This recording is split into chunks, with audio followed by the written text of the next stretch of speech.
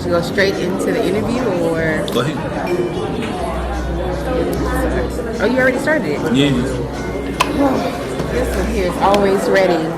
Anytime I start a business, no matter what the business is, I try to look for a unique identifier, something that's different. You know what I mean? And catchy. Right? Yeah. But in this case, one of the biggest things in photography is bokeh, or the bokeh effect, and that's the blurring of the background, which we talked about slightly earlier, or whatever. And so when you look at bokeh, the word, well, I say, well, where does that come from? Because every word has an origin, right? And so bokeh is short for bokashi, which is a Japanese term, means to intentionally blur. When I looked at the old school ancient Japanese work, they would intentionally blur their pictures in some way or fashion. That's what they did. So bokashi is not necessarily a catchy phrase. It's a word. Okay. Yes. So, what made you pick a word from Japan or Japanese? Remember, I'm a sociologist. Okay. So I study everybody. Okay. And some of my favorite cultures, Japanese culture, Asian culture, Korean, Russian culture, and just European culture, just everybody. You know what I'm saying? But my background is also in martial arts. Okay. Right, so I had a real Japanese school, Okinawa martial art, and so they just crossed over. So everything that I touch, whether it be any other business I have, they all build upon each other. You see what I'm saying? So that's where it comes from. Nice. And how long have you been doing photography? See, I told you, believe this thing at all. Here's what happened. I always wanted to do photography. I always wanted to do it, but I don't do it because of life. Work, everything is coming up, schedule change. The money ain't never always there, And so I say to myself, okay, I'm gonna do it. I work with Tara of Type Girls and Good Girlfriends, plus size modeling agency. Right? And she says, you know what? I got not a photo shoot, but a fashion show next week. Can you do it? I was not ready. So I blew $1,000 something plus dollars, like $1,300 on the camera. And that was like 40 days ago. Okay. Invested is more like it, because you have to invest and you got to start somewhere. Yeah. Right? So right now I'm coming up, as of today, my 500th picture on Instagram. Okay. In 40 days. Wow, that's nice. I can barely do 3 in a week. And then that's just me. I'm like, ugh. Okay. So anyway, I'll try to stay focused. So I know we talked about you having filming experience prior to just being a photographer. Not just being a photographer, but prior to being a photographer. What are the other things that you do pertaining to that? Because I know you said film editing. Yeah. As in the ancient days of my old past. You make it sound like you 100 years old. I is. Chicago age like dog years. I promise you, yes, for sure. Indeed. So in the ancient days of my past, I work in porn, like we talked about earlier. I love porn. I love. It's not about watching people have sex. It's not about the sexual life. It's the art. You look at a film, you look at the color grading, you look at the color, what they're doing, how to best articulate what the director has in mind, because the director can say, "This is what I want," right? And he'll say, "Hey." And I don't want to be vulgar or anything, but he say, I want the back shot scene, I want the full frontal, and then I want the money shot. Okay. If you don't know what the money shot is, you need to Google it, and you need to talk about it here. I'll tell you. So my job. That's the second shot. Right. Yeah. Okay. So my job is to take that, right? Because he's gonna shoot it, clean it up, edit, run it through pose, and make it visually good for the person that's going to watch this scene, right? And no, I'm not going to tell you who I done it for, right? But just know that, put it like this: if you can't get off to it, I'm not going to put it out. You know what I'm Which saying? is the goal. You go home to go jerk off, and you can't get off. That means I didn't do my job. Right. Okay. Wow. Nice. All right. So even like next year, right? I might start doing porn again, right? Okay. We start doing it, and I want to take it in a total direction different than what we always do it, even in the present tense. Okay. You know what I'm saying? So I'm gonna leave that right there. You'll know you're looking at it because it's going to be different. Yes. Nice. So is that going to be another business of yours? No, it's gonna fall up under Sin City because Sin City is an erotica book series that I write. Right? Okay. Short stories.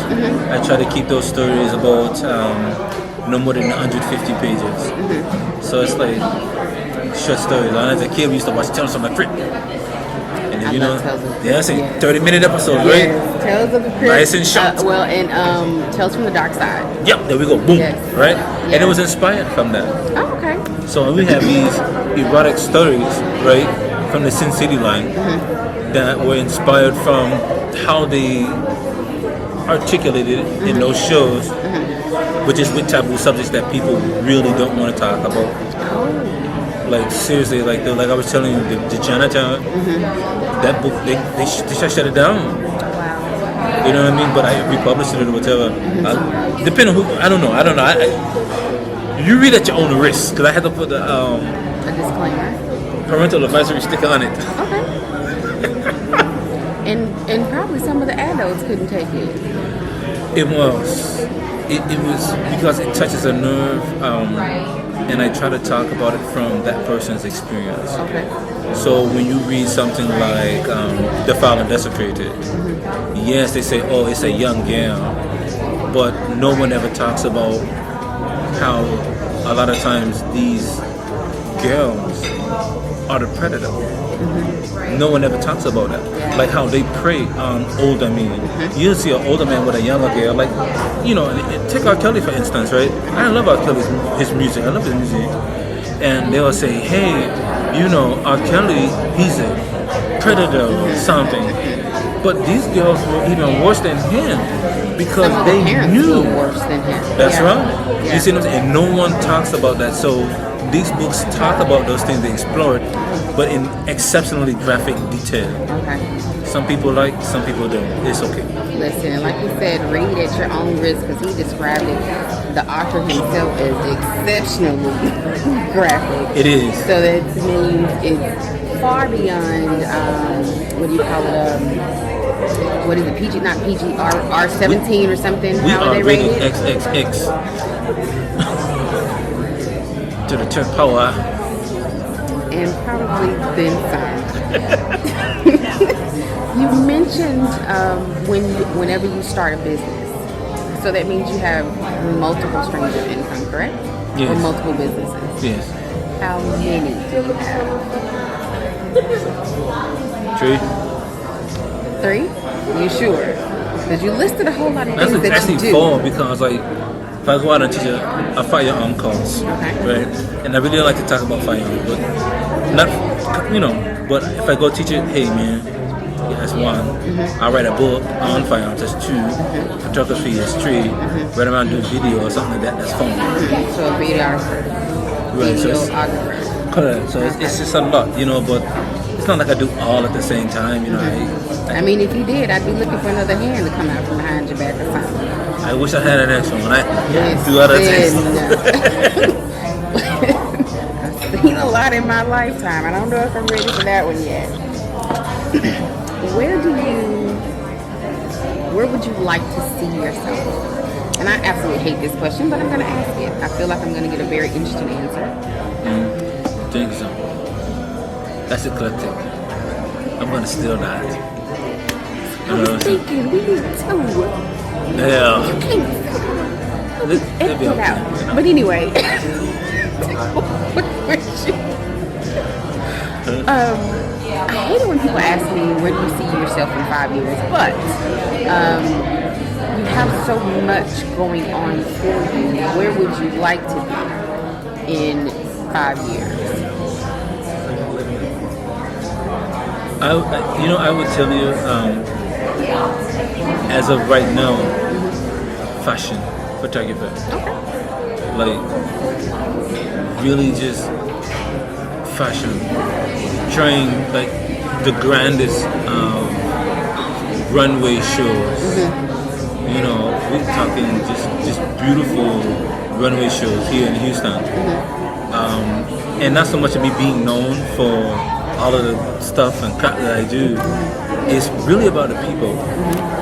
For me, it's making sure that models are, one, respected, right? Because in a lot of instances they're not. We're not. And two, shown in a very positive light. Even by other models. Correct. And really highlighting the realness. I'll tell you this one. And this is the dilemma that I have. And it's with frequency separation. And that's when you look at a glamour model or a high-end model and they have this real beautiful skin. Like, oh my goodness, beautiful skin. I like it, but I don't. I like it because it articulates what you want to see as a consumer. Like, you're like, oh my God, look at she's skin, look at his skin. It's so fabulous, you know? But deep down inside, we know that's not real. The average person, they got blemishes and uneven skin tone, and I like that. I really like to look at a person and be like, hey, this is a real person. You know, someone that I can really connect with. A sad state of affairs, when I look at women and they have this makeup on, and then like plastic doll, you know. And I'm not saying it look bad. I'm not saying that, but I know that's not them. Some people, anyway. Hey, everyone's entitled. True. You know what I mean? But when I sit down and I look at a person, I want to see a real person, someone that I can connect with and build a positive relationship with. That's what I want. Yeah. So, with that being said, would you consider yourself an old school type person? What's an old school type person? I don't know. That's what they used to say back in the day. In perspective, Like they like the naturalness of people. Define natural. That can be anything. Artificial can be natural. To some. Natural meaning, since you mentioned you prefer seeing without makeup, or so you can connect with that person. I like to take the middle path on that one because some people honestly need makeup because they're ugly. And then tell the truth. And I don't want to be, negative. But everybody can't look good. True. They may have some other quality about them that makes them an outstanding person. You see what I'm saying? Notice I didn't say what goes on the inside is what counts because that's what ugly people say. Okay, so I'm not going to say that. Okay, but everyone has a unique quality about themselves. They do. And that, what I think, is what needs to be expressed. Not so much the glam and the beauty of the person. And some people I've noticed, especially when I started modeling, leaned into or got to a point to where makeup was they had to have it. Yeah, I fell into that too, and I was like, wait, but I'm not really a makeup wearer. I didn't start wearing makeup until I started modeling. I love my skin. Very beautiful, and it's just I would tell models this, and just people in general, drink water. I'm not saying I have flawless skin because I don't. I'm uneven. I'm looking at the camera now. I'm uneven here. But water, drink water. Try to stay away from a whole bunch of greasy foods. Things that are generally unhealthy for you. Try to stay away from them. But we live in a country where you really can't. Well, it's not pushed. Right. It's not pushed. Yeah. So, is there anything else you'd like to tell us? I know you said you are a videographer, I'm so excited, a photographer, a firearms teacher. Yeah, firearms education consultant, yes. Private consultant. And you also said that you taught from grade kindergarten to... Yes, I was a substitute teacher in North Carolina. Okay. Yeah, so I would teach. I didn't know that substitute teaching can be such a lucrative thing. It really can be. It really can be, because so many teachers just call out that they got things going on, maybe they're sick, maybe anything, you know. And so they'll call us out, and we can be there anywhere from a day to a week to the whole marketing piece for the rest of the year. You know what I'm saying? So it allows that flexibility, you know. So I taught, and I didn't like what I saw in the public school system. I didn't like that. But again, that's indicative of all public school systems, no matter where you are in the country. But I really do enjoy teaching college and university. We have a lot more flexibility. We can really get into the subject matter. It's not as rigidly structured, where you have to say this, you have to do this, and it's not like that. So that's why you tend to see a lot of males more on the college and university level, higher into the high school levels. You see what I'm saying? You see more. It's not a sexist thing. It's just what it is. And you see more women into the nurturing stages of kindergarten and all the way to, like, you know, sophomore year or something like that. That's when you start seeing changes. That's interesting. I've tutored, but I've never been a teacher, and I wondered why you said you would choose college level. It's you don't have to repeat yourself as much when you're working with college and university students. It's like this: hey man, this is what you got to do. This is what's expected of you. You got any questions? Read the syllabus. Student come to my office. That is how they. Hey man, when is the work due? Did you read the syllabus? No. Go back and read the syllabus and come back to see me. You know what I mean? That's how it is. In primary school and a lot of high schools, you can't work like that. In fact, a lot of administrations don't want you to fail students at all. And it's even worse now. How long was the last time that you taught? When was the last time? 2016-ish, something like that. So they favor them a lot more now than they did then. And the world is changing. Students are changing. They're not learning the same. Are they learning at all? Some would argue no. But then again, define learning. What's learning? Because the knowledge that we had 20 years ago may not even be applicable or even relevant today. So I got to kind of fight for them in some kind of respect and regard, you know. So at the end of my show, I normally give what I call a love note, because the name of the show is Love Power. Okay. And that's just, a little trick or something for people to think about, something to get their brains going until I see them again, which is normally every Saturday. What note would you leave? You had to tell anybody one thing for them to take, one takeaway, one piece of advice. One thing? I mean, you can get two. Okay, I'll try to keep it one, and I'll give it to the women. All the women, you need a man. It's not enough it's not enough to just want a man. I mean, people want dogs. True. Women need me. Why? For your own gain and own benefit. And I tell you why. Because a man is a captain of the ship. But that captain of the ship ain't no good if he ain't got nobody navigating him to tell him which way he need to be going. That's a woman job. And sometimes a lot of women, they look at that and they say, ain't no man gonna tell me what to do. I can drive my own ship. You can. But like Chris Rock say, you can drive a car with your feet if you want to. It don't make it a good idea. You see? But it's true. So, in saying that, the man needs your support. We men need your support. We need you to tell us which way we need to go to better help you. Not saying that you're incompetent or you can't do it on your own, but it's our job to help you, to help fix things. It's in our nature to do these things. We're created that way. Right. And so when a man doesn't have that guidance, because whether we like to admit it or not, as man, we need your guidance. We don't want it, we need your help. You know what I'm saying? We'll be chasing our own tail. Well, and I'm laughing because I talk to myself quite often because I'm by myself a lot.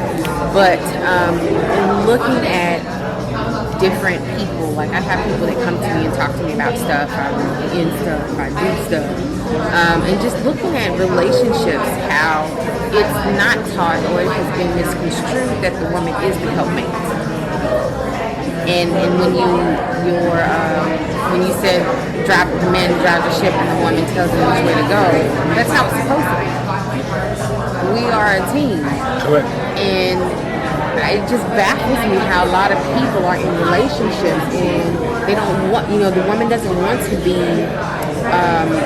being the navigator, telling the man which way to go. Mm-hmm. To her seems like the lesser of the jobs. Well, for everybody, every piece of the team is important.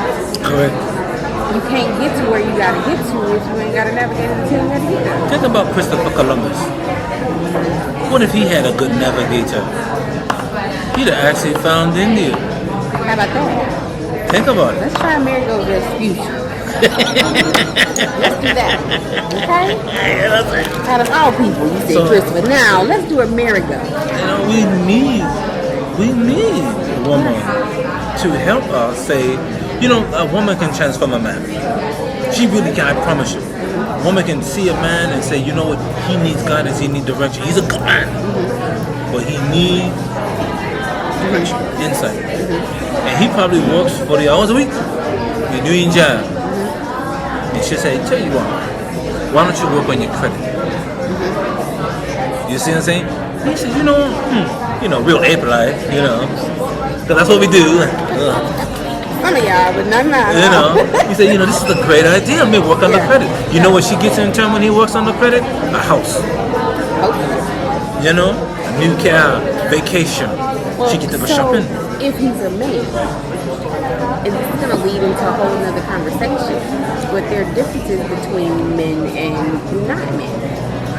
Because I was that one that, hey, why don't you try this? When he listened to me when I was married, well-oiled machine, good. When he stepped out and, I don't need you to tell me what to do, literally. Where's the fuck Columbus? I'm telling you.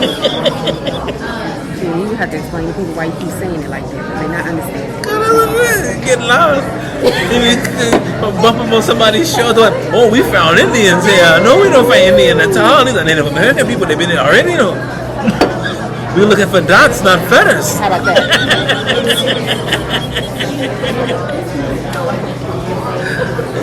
But I'm gonna close it out. Yes. And I'm just gonna say thank you. It was a pleasure to be able to shoot with you today, and I'll make sure I get your photos out. What this is Wednesday? The earliest will be Friday, and you get to share. I'm excited because, like I said, I saw your. I kept seeing this strip with this name in it across all these freaking pictures. And I was like, that's a good shot. That's a good shot. Oh, that's a good shot. You got one of my girl that was really good. And I was like, ooh, and I know she takes really good pictures anyway. And I remember saying before I saw your post, I really want to shoot it. I appreciate it. So when I saw your post, I need a model tomorrow. I was like, ooh, what I gotta do tomorrow? Wait, what's tomorrow? What time I gotta be at work? That's why I was like, let's go and learn it. So yes, I was doing the dance. It's okay. It's okay. You still got one more shoot after this, eh? I do. Yes. Just gotta figure out where my church is. Let's get to it. Yep. Cool beans. Thank you, sir.